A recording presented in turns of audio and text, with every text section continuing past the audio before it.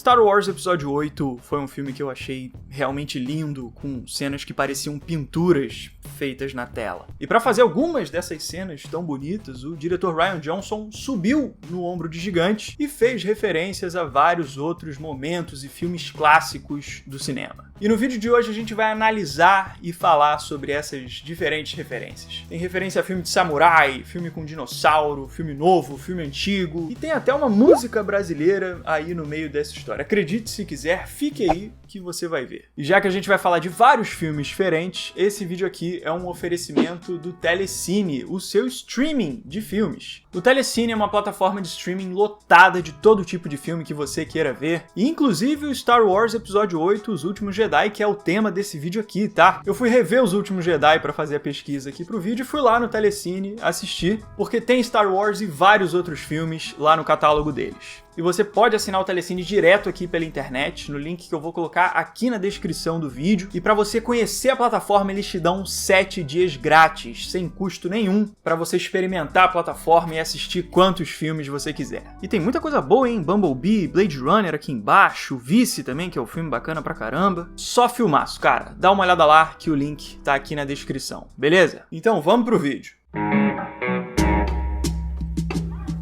E aí, meus amigos, tudo certo com vocês? Eu sou o Kaique. Se você for novo aqui no canal e quiser se inscrever, só clicar aqui embaixo. Se puder deixar aquele gostei eu também, ó, agradeço demais. E caso você queira me seguir lá no Instagram, o link tá aqui na descrição, tá? Porque eu tô sempre falando de cultura pop por lá. Inclusive, tava até agora há pouco lá falando sobre algumas dessas referências que nós vamos citar aqui. Então vamos começar. Primeiro, eu quero apontar uma série de referências feitas aos filmes de um diretor muito importante para a história de Star Wars, que é o grande Akira Kurosawa. O Kurosawa é muito importante para a franquia porque o George Lucas se inspirou muito nele para fazer os filmes originais, lá da trilogia clássica. At that point is when I was actually exposed to Kurosawa. And after the first one, the first one I saw was Seven Samurai, and after that I was completely hooked. I said, this is really good. E essa inspiração no Kurosawa se tornou realmente uma coisa tão icônica para Star Wars que quando a Lucasfilm começou a produção da nova trilogia, a arte dos filmes do Kurosawa foi usada abertamente como referência. O livro da arte de Star Wars, Os Últimos Jedi, conta que o diretor de arte Rick Carter levou uma série de imagens dos filmes do Kurosawa para as primeiras reuniões da equipe de arte do filme. E essas artes acabaram sendo usadas como referências no processo criativo dos filmes. Então, enfim, ficou claro que a relação entre o Akira Kurosawa e Star Wars não é aleatória. Então vamos para as referências do episódio 8. Primeiro, avaliando o visual da Sala do Trono do Snoke, a gente percebe como o cenário dela é totalmente dominado por aquele fundo vermelho vivo, super saturado, que realça super bem as silhuetas dos personagens quando ficam contra ele, em planos que parecem ter realmente uma profundidade quase infinita. E o visual desse cenário aí é muito parecido com o de algumas cenas de Kagemusha, um filme de 1980 do Akira Kurosawa. Ele tem cenários que colocam personagens frentes a um fundo vermelho, também super saturado, criando aquele mesmo visual dominante e até meio estranho, meio abstrato, de uma paisagem vermelha surreal. Cara, o Kagemusha foi o primeiro filme do Kurosawa que eu assisti. E realmente mudou minha vida ver uma história de samurai sendo contada daquela forma tão realista, tão bonita e visceral ao mesmo tempo, sabe? Assistam Kagemusha, é um filmaço. E os guardas pretorianos lá da guarda real do Snoke, com os designs deles super inspirados em samurais, complementam ainda mais essa referência, porque eles acabam sendo bem parecidos com os samurais de armadura vermelha, que também aparecem lá em Kagemusha. E outra referência visual ao Kurosawa pode ser vista lá na Batalha de Crait, que tem aquele cenário todo esfumaçado, de cores neutras, com muito branco, feito para dar destaque aos detalhes em vermelho do cenário. Esse visual é muito parecido com o do Run, um filme do Kurosawa que também tem esse esquema de cores que destaca os pequenos detalhes vermelhos em meio à neblina do cenário de batalha com cores bem neutras. Gosto muito da forma como esses dois cenários destacam pequenas pinceladas de vermelho em meio ao caos da batalha, sabe? É uma coisa que remete ao sangue, à raiva da batalha,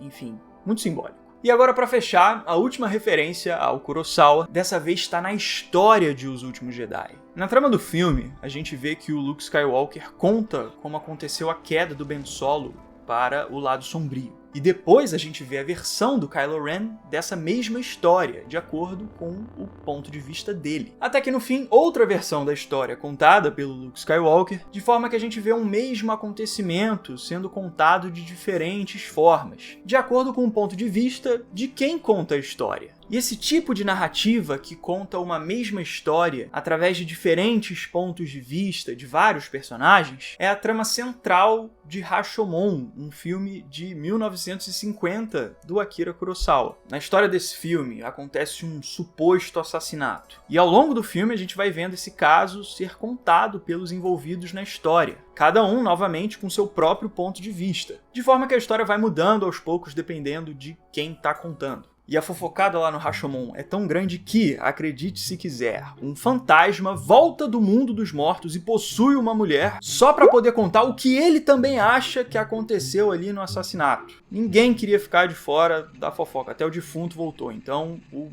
babado em Rashomon é forte. Mas o interessante mesmo é que tanto no Rashomon quanto nos Últimos Jedi, essa diferença de pontos de vista não é uma questão de verdade ou mentira, mas sim uma questão de sentimentos. Por mais que os pontos de vista do Luke e do Kylo sejam realmente diferentes, os dois estão sendo sinceros, eles estão falando a verdade, de acordo com o ponto de vista deles, porque eles sentiram uma mesma situação de forma diferente, de um jeito que cada um tem a sua própria verdade.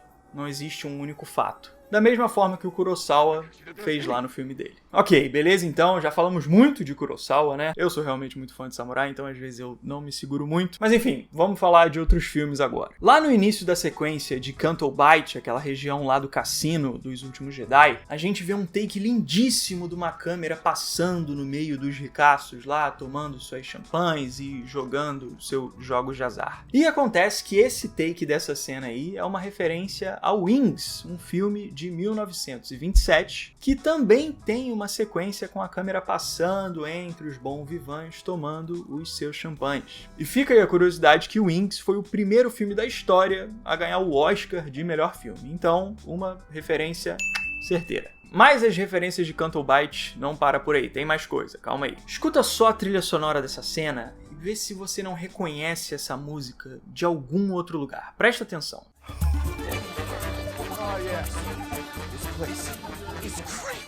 Acontece que essa música aí não é nada menos do que Aquarela do Brasil, cara, do Ari Barroso. Escuta só, compara de novo.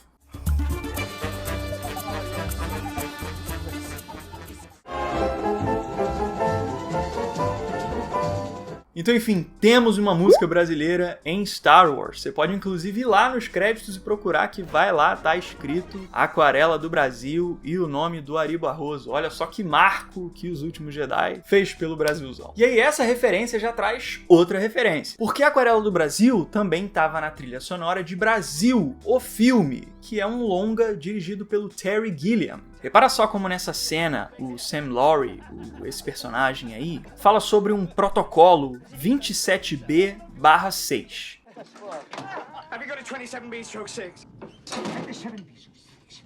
E lá em Os Últimos Jedi, a gente também escuta um guardinha falar esse mesmo código 27B/6. Presta só atenção.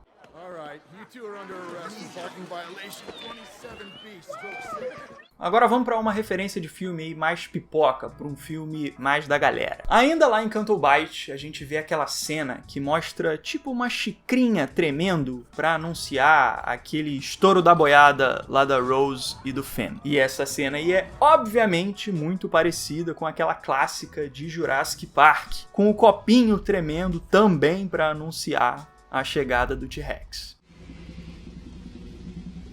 E a gente sabe que Jurassic Park é um filme dirigido pelo Steven Spielberg, um dos meus diretores preferidos, inclusive. E isso é interessante porque essa cena aí tem outras características também que lembram muito o estilo da direção do Spielberg. Olha só a forma como as lanternas perfuram a escuridão para iluminar os personagens.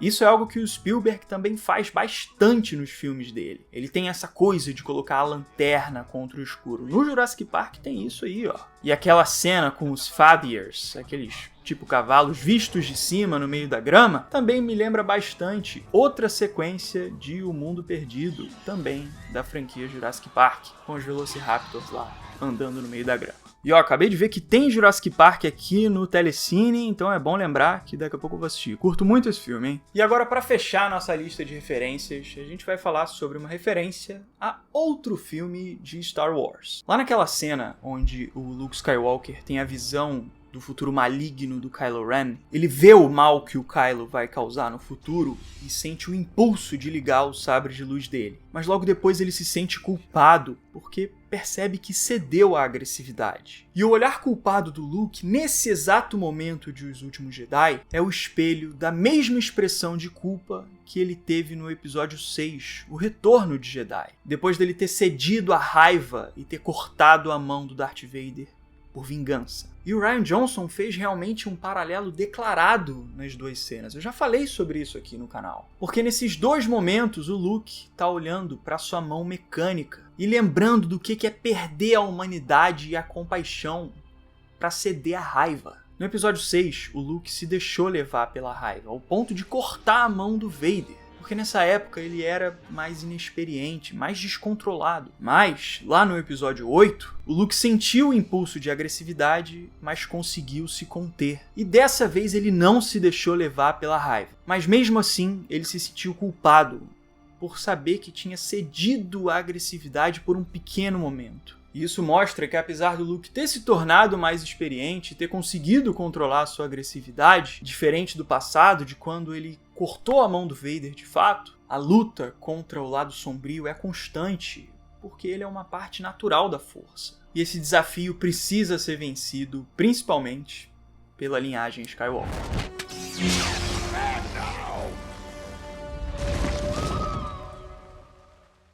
Então esse foi o meu vídeo aqui de referências sobre Os Últimos Jedi. Deu pra falar sobre muito filme bacana, né? Principalmente os do Kurosawa, que eu curto muito. Mas tem várias outras referências no filme também. Deixem aqui nos comentários se vocês lembraram de mais alguma. Se vocês gostaram do vídeo, puderem deixar aquele like, eu gostei, eu agradeço muito. Se ainda não são inscritos no canal, convido vocês a se inscreverem. Só clicar aqui embaixo e dar uma olhada nas playlists também, porque lá tem todos os vídeos organizados por tipos e temas pra vocês assistirem. Beleza? Então fico por aqui, a gente se vê na próxima. Valeu e um abraço.